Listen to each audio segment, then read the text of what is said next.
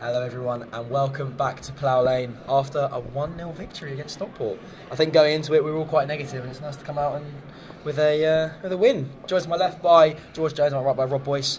And yeah, I think the best place to start is probably our new signings and the game. I was going to say, hold up. Negative. I wasn't negative. I was actually looking forward. I was looking forward to coming Plough Lane today. You know what? I haven't been to a game since New Year. Like my last game was Saturday away, which was let's not talk about that one. But you know what? I was quite positive just because I haven't seen you guys for a while. There was 4 new signings. I know. Wardrobe collaboration. You know, we had 4 new signings and I just haven't been Plough Lane for a while, so I was just looking forward to it. It was a tough game today, to be fair. Like Stockport, I did think, I would take a point before the game. Yeah. But I don't know, I just felt quite optimistic. I just felt like, it was going to be a sellout today because of the £5 tickets. We got 4 new signings through the door, so that's something to look forward to. And I don't know, the place just seemed to have a buzz about it today. I'll tell you what, in the first 20 odd minutes when there was a little bit of tactical news, as me and Chris was saying the other day, and I think it was like that Leyton Orient game. There was just a buzz in the air, and I think the players really feed off it really well. Yeah, I think that buzz was there to see today, and I think it really was a good performance. And it was like one of those games where the first 20 minutes was so key because that really set the tone of the energy, the intensity, and the aggression we were going to play with, and we sort of built on that. And not being funny, I know we're going to come on to it later, but when you have a moment where you overcome adversity like we had with the penalty, saving that penalty, that's the moment that changes a game. So it's really, I think from that moment on, it really puts us in good stead. Absolutely. What were your kind of key takeaways from it? You know what, I felt like Stockport kind of played into our hands, to be honest with you, because they're kind of northern team, quite physical, but they kind of forgot we've got players like Harry Pell, Alex Pearce, experience in the side now, Paul Cannonby, Davison. Last season, if I'm honest with you, I complained too many times. It was men against boys. Yeah. Unfortunately we got the balance wrong. We didn't have enough experience in the side. But that Harry Pell, what a signing he's been for us. Just like I said, we just got a togetherness now, and a group of men in this team, and we're no pushovers and we're no rollovers. And I feel like from that perspective, Stockport kind of played into our hands, and we probably just had a bit more nous about us, to be honest with you. And then I did actually think like the penalty was soft they got given, but it kind of done us a favour because it got the crowd on our side. Then all of a sudden the crowd's moaning at the referee, moaning at the linesman, and then all of a sudden the crowd on the back of the referee every 50-50 every decision.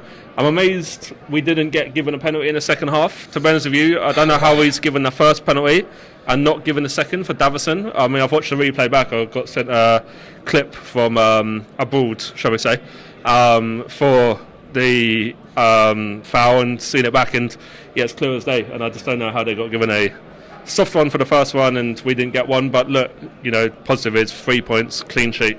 Absolutely. We've now got a very fancy graphic on screen where it's us and the scores. Of course, Stu's up in his game. Stu's up in his game in 2023. Please come back, Spike. We do miss you. Some shock results around the ground. They were Crawley beating Salford 3-2. Gillingham and Swindon. Gillingham were 3-0 up, or 2-1 up. Or they were 2-0 quite up, ahead. I think it was. 2-0 up, yeah. And ended up 3-0 was a good response for Swindon. Leyton Orient, the wheels have fallen off a little bit. You know what that concerns. For another 6 days. Yeah. You know what that concerns me. They're having a wobble, but it's like, can they just have a wobble for another 6 days? Like they got to get back on track at some point, don't they? Absolutely, yeah. And I think the rest of the results, a lot of 1-0 draws. But yeah, no.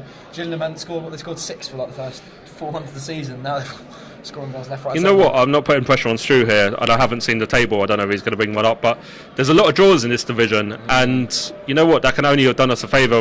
Stockport today. Stockport today was a 6-pointer for us. We've gone above them, I believe. I think we're now 10th. In the division. And yeah, all them draws in the division today, can only have helped us. Absolutely. But yeah, George got it there. We're 10th on the same points as Sutton, but we've got a game in hand. Yeah, and 3 points off the playoffs. In Mansfield in 7th. You know what? I 3 points off the playoffs, and that is, I kind of touched on it earlier. The fact that we lost 5 players, including our key player in Asal. This window so far, it's obvious JJ didn't want to lose Nathan Young-Coombs, he didn't want to lose Paris Magoma, he didn't want to lose Riley Towler. And, credit where credit's due, to come here today, get a 1-0 win, clean sheet, bed in new players. And I think some of the players, Pearce has had to step in for Riley Towler.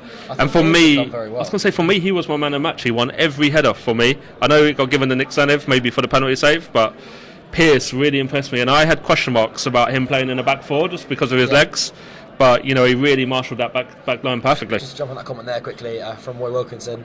Pell was very lucky setting off the elbow. I didn't see the elbow. I saw those were coming together. I didn't know what was used. It was elbow, head, or whatever. But you guys are more in line. So. Yeah, I mean, I saw it and I turned to Stu and I said he's in trouble. Yeah. I thought it was one of those of he could have been in. We've probably got away with one there, but then like the comment on the screen there, you know, the ref more than repaid that by giving them a very, very, very soft penalty and denying a fairly blatant one. You know what, that comment by Yoda Marmite, what a name by the way, for what a save. I got to give credit to Bezo, because he looked up at the third floor and he got some sort of signal that the guy was, you know, sends his penalty to the right, screamed to Zanev, you know, and pointed in that direction. Zanev went that direction. So the teamwork there between the goalkeeping department and the goalkeeper, and who, you know, I don't know who is on the third floor. It would have been probably Dorsey, the analyst upstairs, would have gone and radioed downstairs to Rob Tuvey to tell Bezo. He puts them all bottom right. And then we saw the signal from Bezo to Nick of that's where he's going. And you know, it was right in the corner as well. It was a very good save. I feel like Stu's bringing up the comments. Very quickly. Stu's bringing up the comments very quickly. We might need to slow down on the comments there, Stu. Might need to go back a couple. So I told you I got a clip sent from abroad. Do you know what I mean? You know, you lot were questioning me. They've got viewers from Spain. I just saw a comment there just before about the new lads. Yeah, a huge win. I personally, I wasn't too impressed with Jana. I think he looked like he struggled to catch up to the game pace, but Little very good. And I'll tell you what, if there's not an Ali Al Hamadi fan club, I'll start one because I really like the look of him. You know what? I think how do you pronounce it? Al Hamadi. I've got to get used to this. Is a great replacement, or Ali, as one of our viewers has put in kindly. But I thought he was tremendous for us. You know, he looks a bit raw and he looks like he needs a run of games. He's got tech as well. But there is a player in there. You know, you can see there's a player with potential. And if I'm honest with you, I think personally he's going to be a Sal's replacement long term. And you know what? I don't mind that as a replacement from what I've seen so far. You know, Sal, you know, was obviously quite raw, quite new. You know, he ended up getting 97 games under his belt. I'd be intrigued to see where Al Hamadi is. Well, we've got him. I think it's a 2.5 year deal. Yeah, after 97 games, I wonder where Al Hamadi will be because he looks like a player to me. Yeah, I also do want to say I was really impressed with Armani Little. Yes. Kind of reminds me of a Jake Reeves, if I'm honest with you. Very tidy player in midfield, gets on the ball, can bit of bite. You know, gets the ball, passes it around, looks tidy for me. Yeah. And we're joined to our left now by Stu. Yeah, I've done all my comments now, so if you put your comments in now... Let's put every single comment on screen. Yeah, well, it's nice after a win, isn't it? It's nice. You see that, but... see some positivity. Listen to what you're saying. Alex Pearce, for me, was every header. But the thing is, you watch him, and he's speaking about his mobility and stuff, and he obviously is going to be a bit slower. He's at the later stage of his career, but... There's a split second he does, and he reads the game, and he steps in, and it's so good. And he wins a header, or he wins a ball, or he puts a player off, and it just shows his expertise. It wasn't the ones that come straight from like long balls, or like in the corner near stick. Yeah. You know, clean sheet is just as. Hey, look, they're all done very well in there. It's like the same Byler, another excellent performance. You say Zanev got the man to man. Yep. To be fair. But it's like goal scorers and penalty saves. Yeah, they pull rank. But what's that, 11th clean sheet for him this season? What a keeper. What a keeper. I think that's put us above Stockport. I think Stockport also had 10 clean sheets. Yeah. So they don't concede many goals. They look disappointed. Paddy Madden literally stormed. Well, he didn't storm down the tunnel, but he didn't stay around for long. No, I think there was an interesting... I'll give it to you, Tom, because it was your stat that you gave us, you know, just before we went on air about the penalty save. Shout out Arash Rezai on Twitter, so I read it from. Well, off you go. It was something like, I think he saved 2 of his last 4 penalties and he saved 4 of his last 14. Which is a great record for a goalkeeper. He's very good at penalties though. I am quite confident. I think that Northampton one from 2 years ago, 2 seasons ago. Kept us up. Basically kept us up that season. I think that kind of built my confidence in him from there, and he gets a lot of slack from the fan base, and I think he's more than League 2 quality for us, and I do like him. There was an issue with the penalty. You know, both players backed out of it. An issue with a penalty? Yeah, both. That is the kindest way that has ever been put. Both players backed out of it, and the player was on the floor, wasn't really appealing for anything. And I think when a player doesn't appeal for it, it's usually not a penalty. But yeah. You know what? I think the reason Zanev has upped his game this season is simply just because he's had to cut out. He's just coming in for a man of match possession, talking to the man himself. But the reason I feel he's doing a lot better now is he doesn't have to play out from his feet. You know, Yes. he's a great shot stopper, Zenith, and I think that's all he's really being asked to do this season. You know, go along with it, play the channels, low risk football, He's and got you a know, good throw on him as well. Like we saw it I think it was a couple of times last season. He got an assist from throwing it up the halfway line. And there's one where he played in, I think it was Lee Brown, just played it and they went, and him and Hamady pushed up. So he's. Don't get me wrong, everyone could do better in certain things, but I think he had a very good game today. And the penalty save definitely tops off a good performance. I think George got some more comments there. Comment there from Tom Weir, kick on now and push for a playoff place. Look, if we're pushing for the playoffs, I'll be laughing. At the start of the season I said I'd be happy with 12, but I don't think we'd be at this position at this point. 3 points off Mansfield. Yeah. We're at 7th. it's interesting now, isn't it? Because there's 3 days left of the window. Yes. You know, 3 points off the playoffs. Does that open up opportunity to players who maybe are not too sure? Do we stick or twist? You know, because obviously we've got some money through the door with a sale. There's no secret about that. Do you save that to the summer, you know, and put it towards the window, or do you try to get 2 or 3 bodies in, you know, in the last few days and really push for the playoffs this season? If you're the management team, what are you looking at as a replacement? What do you think we need, or not a replacement, as an addition as such? Oh, cool. I don't really know. Put me on the spot, why don't you, Tom? Yeah. I'd like another centre half personally. I think we're one injury away from leading the centre half, and probably another centre midfielder. You know, obviously we loaned out Alfie Bendel, but again, I think we're quite light in that area.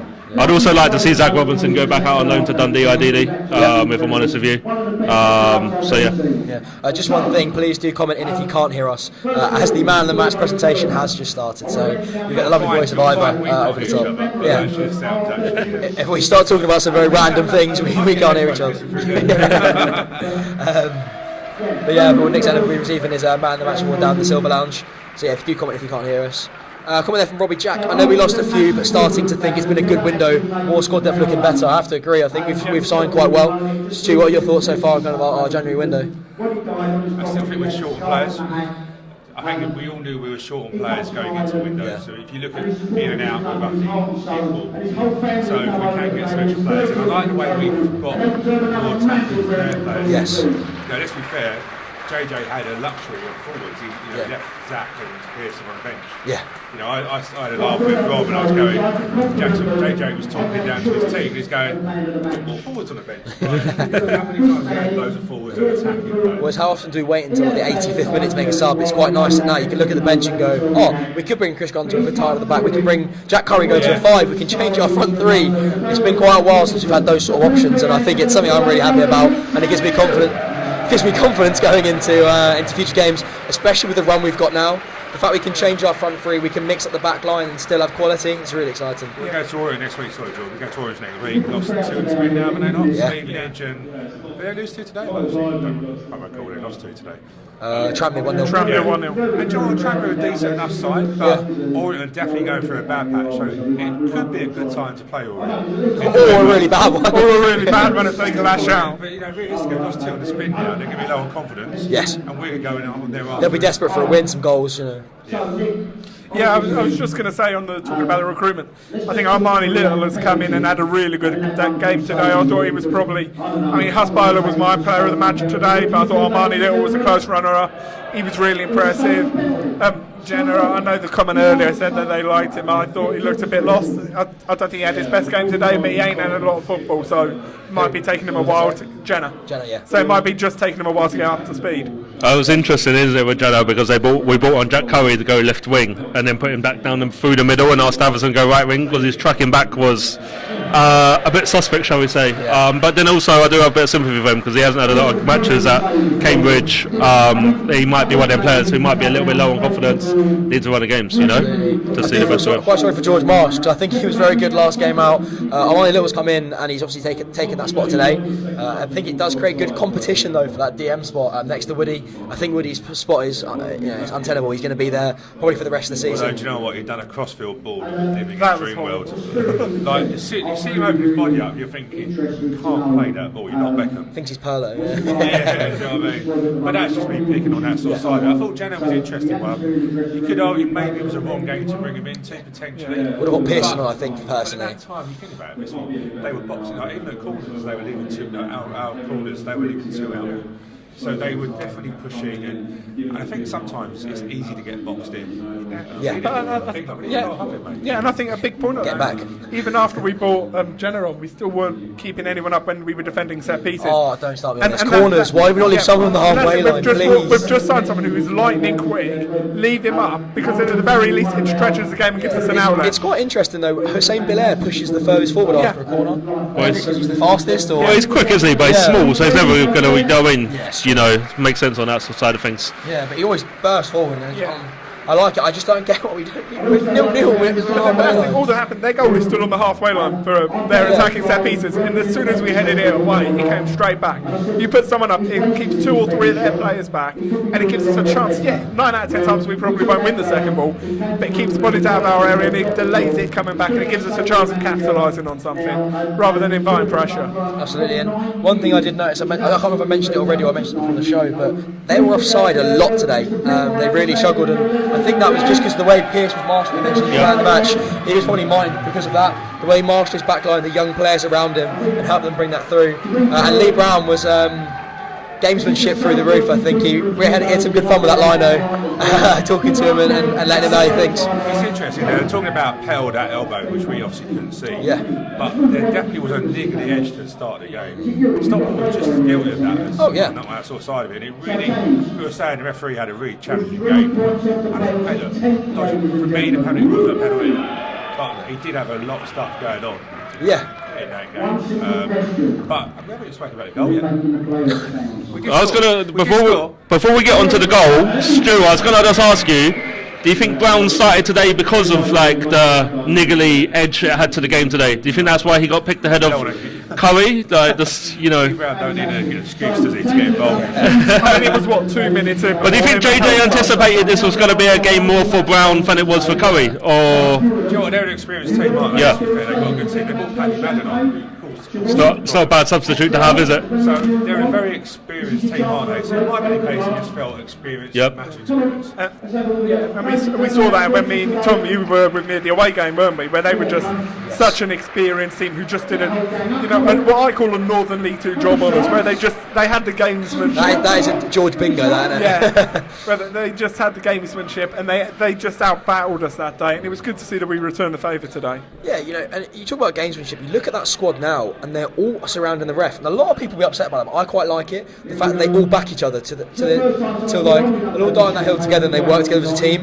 And I think we're seeing that on the pitch now, where before we went a bit disjointed. There's been passes they're looking for that aren't there, but now as soon as someone gets in the slightest of cross words, they're all there pushing each other and backing each other up, and I really like that. But let's say just we go on to the goal, because I think we are, as Stu said, We just scored. There is a 1-0 up there. yeah, we are missing the most important part. It was a fantastic header from Pell. It was a deep ball from Brown. I think Belair put the ball across and Pell beat his man. And yeah, I think it was a great goal. Yeah. I mean, I thought there might have been an offside in the build-up, so I'll be interested to see watching it back. It was close, put it that way. Yeah, I thought it might have been very close, but it was great cross and brilliant header again from Pell. And you know, I mean, we said it on the pre-match. We all felt there'd be one goal in this at the most, either way. So getting that first goal was absolutely massive. And just going back slightly just before the goal, but before we move on, when their penalty was given, talking about the togetherness, the referee, when the referee was speaking to the line about giving their penalty, he said all of our players had to wait 5 metres away. And we had 8 players in a line, exactly 5 metres away, leaning in, shouting. And that just shows the togetherness in this squad. A lot of people won't like that, but I love it. I think it's great. I'll be honest with you. I think it's really good. Is it probably not the nicest side of the game? Yeah, but if everyone else who wants to win Fair Play Awards? Yeah, I think it was a real tough game. Do you know what's interesting? We're very mean defensively, apart from New Year's Day, when Sutton totally split us apart, didn't they? But if you think from that night, 11, I think, John, if we're going to get into those playoffs, clean sheet's going to be massive. Yeah. And we seem to, I don't want to tempt fate, but apart from Sutton on New Year's Day, quite mean at that. You know what's mad is sometimes I look at our next 5 fixtures and I'm like, oh, like, you know, I see today. By the way, If you want to run around and go off, not putting your pressure on the spot, Stu, but you know, you look at people like Stockport, Leighton Orient, and you think, oh, they're hard runner games, and we just seem to take it game by game. Yeah. You know, we just, you know, today 3 points, clean sheet, on to the next, and you know, we are very hard to beat. If I'm some of these teams, you know, if I'm Stockport or Leighton Orient, you know, fans, I'm like thinking actually, Wimbledon ain't an easy place to go to or easy team to play against anymore. Especially you know, fans like they were today. There you go. There's our next 5: Leyton Orient, Carlisle, Northampton, Hartlepool, and Gillingham. And this is what I was saying. You know, look at the next 5 before today. Before we got 3 points against Stockport, when you've got 1st, 4th, and 3rd. You know, and by the time we get to Gillingham, that won't be easy because they've spent some money in the window. So I look at it and I'm always like, oh, this is hard run of games, but we just keep picking up the clean sheets and keep picking up the results, and you know, taking it game by game. Absolutely. I like Carlisle at home. I think a winnable game. Leyton Orient, do you know what? I fancy putting a draw there. I fancy to beat Carlisle. Northampton on Valentine's Day. I don't think there would be any love lost there. Probably Hartlepool and Gillingham are probably just as tough because at the other end of the table. Well, Gillingham's going to be hard because they've got 11 new players in the window, haven't they? Gills will be hard. I think Hartlepool will be easier than the reverse fixture. I think going to Hartlepool is a tough ask. It was very much banker 0-0 when we turned up. But I think that's the thing. I think Hartlepool will come and just play 10 behind the ball and make us break them down. And I'll be honest that we still haven't been able to do that to a team. Yeah. Barrow were a bit like that when they came down there. Barrow did the same thing when they came down here. So I think, to me, Hartlepool's probably going to be one of the harder games to win out of all of that, because the other 4 are going to come out and come for us because they need to win. Hartlepool will come in and settle for a 0-0, and we have to break them down. We've got Barrow in March, which would be technically summer. Barrow. There's no summer in Barrow. I refuse to believe there's a summer in Barrow. Well, to be fair, Carlisle have got hardly anywhere to travel, have they? Do you know what I mean? The closest away game. Because I remember George telling me, so just down the road from George. Sorry, I just had to remind you of Carlisle. Local derby, according to I George. should say it was an easy away day, but that was when trains were actually running. It might be a bit more difficult Let's nowadays. not get involved in trains. I was like, Crewe's meant to be an easier way. It took me 3.5 hours last Easter Friday. It was not my. Train station that wasn't open. Yeah. But, yeah, do you know what? It's an interesting one. I think, I don't want to get too excited, but you can't argue with 11.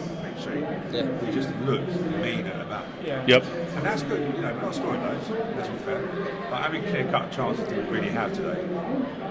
Not many. Josh Davison had a great little half volley though, which looked really good. Deflected. Yeah. Oh, did it deflect? Yeah. Oh, I thought that was Chisler who had Chisler's one was the deflection. No, the one at the far end of the pitch. So, like the far end, front of the way end.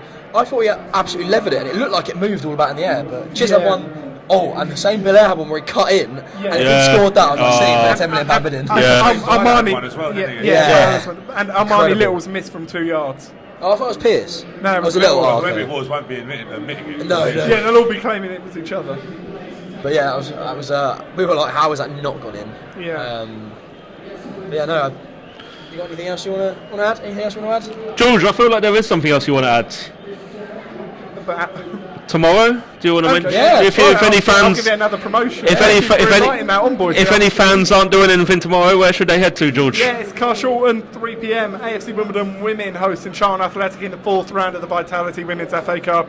It's a massive test for us, so let's get as many of you down there as you can to support us. Cheer the girls on as hopefully we make history for this club. Fantastic. Get yourself down there. 3 o'clock tomorrow at 3 o'clock. Lovely stuff. Right, I think we'll round off there. Stewards. 39 points safe. Things we love to see. Looking up as they're looking down this year. I'm loving it. Right.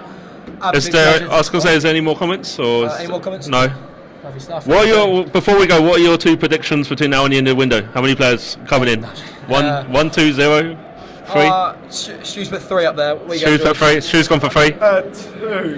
I'm saying we'll get 1 more. 1 more. I'm going with 2. So 3 more strikers probably. But we'll probably end up with 0. You watch, we'll be coming in for the next post-match show, and we'll have an entirely starting 11 now. Well, look, 5 players went out, 4 came in. I reckon we'll get 2. I reckon we'll get 2 or 3 in between now and the end of the window. Alan Pierre is meant to be linked, I heard on Twitter. Yeah, so yeah, there you go. This little exclusive. We'll see. Right, there we go. Absolute pleasure to be joined by Rob, George, and Stu.